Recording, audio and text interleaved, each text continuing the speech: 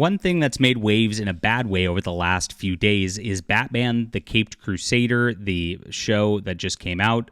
They're trying to recapture the animated series glory, but of course they had to make their little woke moments just to gender swap things for no reason, to try to push the agenda. Because this is 2024. You just can't have a show without it. Now, this is much like X-Men 97. It's a nostalgia bait and switch a little bit with an animation style that tries to make you love the glory days of the 90s. And then they just sprinkle in their craziness. I took flack for X-Men 97 when I pointed out that episode 2 was an anti-MAGA rant. It really was. And then I took more flack when I said, well, wait a minute, it's really weird that they're putting in this like homosexual stuff with Morph and Wolverine. And then, of course, it came out that the showrunner is a crazy homosexual who has an OnlyFans and, ended up getting fired. and everybody just wanted to put their blinders on. It shows the power of the brand. People really want these brand names so badly that they're willing to give anything a shot. And this is exactly what we have going on with Caped Crusader, which, again, they're basically admitting what they did once more with another animated version of these shows, trying to lure children into these creepy situations, and it needs to stop. My gosh, we'll get into the news in just a moment. My name's John Delarose, everybody. I'm a #1 best-selling comic creator, the most trusted name in comics news. Please hit the like and subscribe button. Join us here as we cover everything that's going on within pop culture out there. And I've got a great graphic novel that's a wonderful alternative. If you want a creepy villain who is a lot of fun, check out my Hidden Emperor graphic novel. The Emperor of Mankind's been replaced by a clone. He's being controlled by evil people in the Scorpio Alliance who want to destroy humanity. It's a heroic plot. It's a good plot. You're going to love this if you love classic comic books, especially the Batman stuff from the 80s and all that. This is something that I think will strike a good chord with you. We're almost at 26,000. We hit 25 yesterday. Thank you guys so much for, of course, supporting this all the way along. We're crushing it. This is our best campaign ever by a long shot, by about 25% so far. And it's all because of people like you. So please check this out. Grab the complete Ayla Rin Adventures if you've not read my stuff before. It's a great way to get in on this. Or The Hidden Emperor is standalone because I believe in making sure you guys get a full story in your product, unlike a lot of mainstream comics as well. And I appreciate you guys so much for being there. And guys, we hit 29,000 subscribers yesterday too. So thank you for watching and joining us as we talk about what's going on in the culture.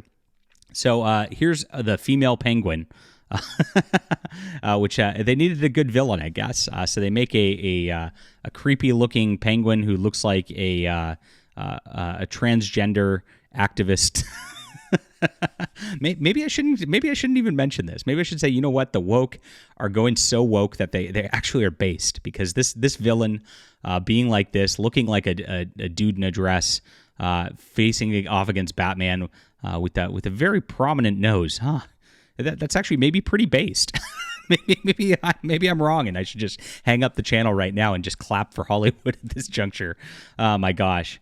But here it is. They gender swap Batman villains because he said the series felt the Dark Knight, quote, lacked good villains. This is such ridiculousness, and this is where it always comes down to. I play intro on my live streams where it shows all the MCU writers in their different shows, She-Hulk and Loki and Captain America, all the crap, and all of them go through, and the one thing they have in common is they all say, "Oh, we never read the comics. I didn't read the comics before doing this. I don't know anything about the comics." And this is exactly what's happening here. It's another example of that.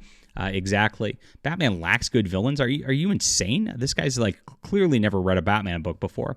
I can recommend there's a line called Batman the Caped Crusader, which actually does all of the books from the 80s up to Nightfall. And Nightfall actually introduced one of the best villains of them all in Bane at that juncture too. So you've got a lot of great villains all the way through history. The Penguin's a good one. The Riddler's a fantastic and fun one. You got the Clue Master. You can even offset against the villain, the Riddler at that point. You got Catwoman, and yeah, she's a villain. Stop. You've got Poison Ivy. You've got Harley Quinn. There's 3 female villains as it is. If you really wanted to go with one of those. Of course, the Joker, we all know, I mean, that's the most classic villain in history, to the point where he got his own film that is one of the best performing, superhero-related films of the last 5 years. So are you insane?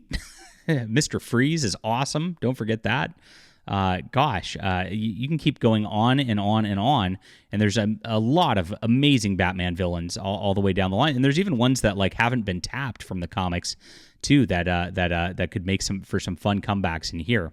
But they can't do it. They have no creativity in Hollywood, and so they're gonna do the gender swap. All right, yay! And so here it is. Bruce Timm says, James and I were talking about the overview of the show and said one of the problems with Batman, as he is, there's a lack of good villains. Huh? You've got Catwoman, Poison Ivy, Harley Quinn. You just named 3 of them. But it would be good to have more female villains. Oh my gosh, that's really, really painful. Like, why? One, why does it have to be female? Well, I mean, maybe they're just saying that females are villainous and they are ruining society and they do need to be stopped by a... Wow, this is getting kind of based again. Okay. They're ruining comics. It's kind of true. So we never really could figure out exactly what to do with the Penguin, what gimmick for the Penguin would be. What if we gender flip the Penguin? Oh, this is painful. So he admits right here again that they can't tell a good story with the Penguin. Well, which is why. I mean, there's millions of good stories with the Penguin. Just copy one from the comics, paste it into the animated show.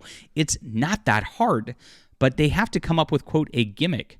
Why does it have to be a gimmick every single time? And that's exactly what this is revealing what it is. They don't have stories. They have gimmicks. They have reasons to get clickbait headlines. And this seems to be a just cynical attempt at, of course, probably generating these headlines and generating the outrage in order to get this going. And that's what they're doing. What if we gender flip the Penguin? They know they'll get some negative media coverage out of it, and maybe they'll get some attention to the show because of it. I really think that's what it is at this juncture. And it looks like this from the interview right here. It's very, very weird stuff. And then he goes, when we said maybe we can gender flip the Penguin, I got a flood of ideas. Oh my gosh. I was thinking of Marlene Dietrich and her tuxedo and Cabaret, the musical, and the art form of Cabaret. And I started drawing, instantly got a flood of ideas. I was also thinking of Harvey Fierstein and Hairspray and Divine, and I knew instantly what it could be. What is this? Just like some gay whatever? Yeah, it looks like it. And that's exactly what happens in Hollywood, of course. And that's why you can't let these people run these shows. That was the mission statement for the show in general, to do something that harkened back to the original, but flip it. We've seen live action and animated versions of Batman on TV. And that's the other problem. I mean, you saw even George R.R. Martin talked about this when he was talking about Game of Thrones and the like, that these people come in with the TV shows and they want to leave their own mark on things more than they want to actually honor the properties. And so they want to make it their own. They want to say, I'm the creator here, even though they are taking a property that's been long established.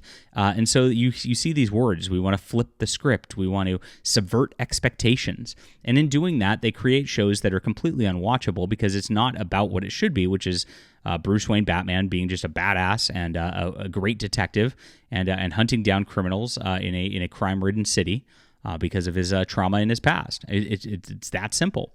And it's not just the Penguin in this. If you've actually watched this show, there's a lot of sidelining of Batman in the show in exchange for random female characters who are helping him out along the way.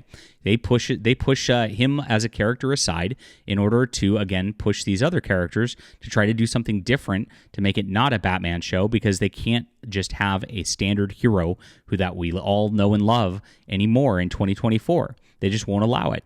And it does work if you just put that out there. I mean, we've seen it. Deadpool, Wolverine, it made a ton of money. You just put the people in the film that the people like. You put the iconic images. You make it iconic. And guess what?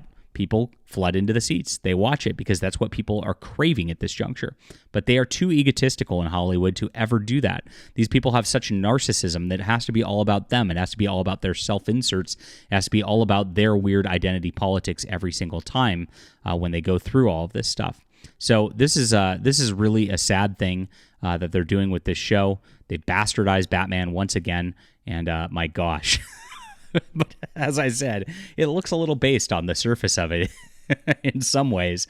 Maybe I should just let it happen. What do you think, guys? Did you watch this show? Leave a comment down below if you did. I want to hear your thoughts on it. Hit the like and subscribe button. Make sure to check out The Hidden Emperor, guys.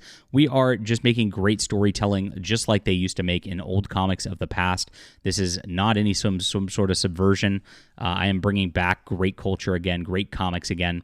And thank you guys for getting us almost to 26K. You can pop us over that number today.